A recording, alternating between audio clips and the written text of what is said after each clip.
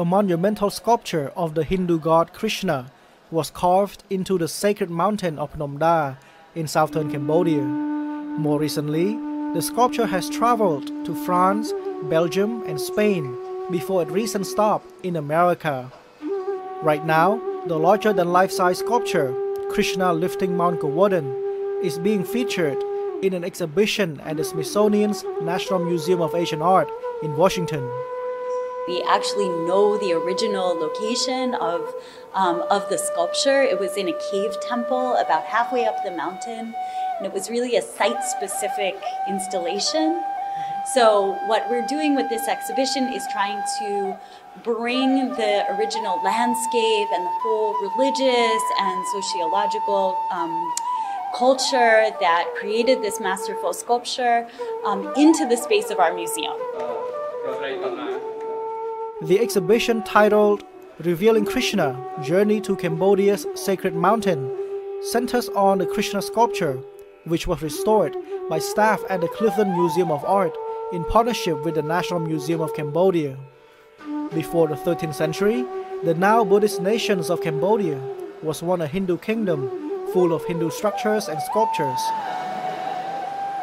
Krishna lifting Mount Govardhan portrays the egg-old Krishna who lifted a mountain with just one finger to shield the villagers and cattle from the raging storm sent by the angry god of rain, Indra.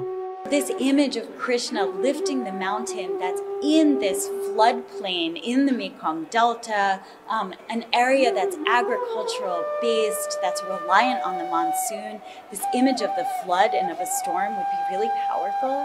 So having this beautiful sculpture of Krishna just standing inside of a cave as if he really is lifting up the mountain would be an extremely powerful and resonant emblem of protection.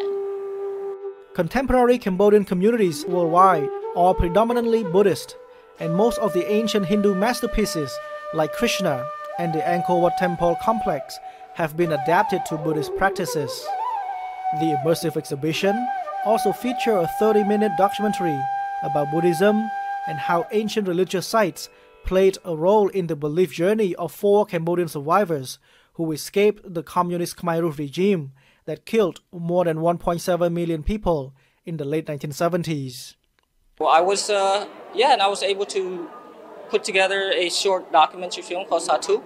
Because when you go to the temple, when you pray, you always say Satu, Satu, Satu 3 times. The family members who died in the war. Luong Eng, best-selling author of First They Killed My Father, is one of the 4 survivors in Satuk and co-narrates the exhibition's visual timeline with Angelina Jolie. She said this exhibition is a great honor for Cambodia.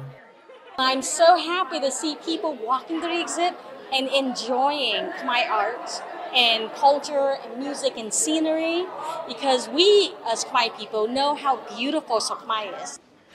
Revealing Krishna, Journey to Cambodia's Sacred Mountain is on view for free through September 18.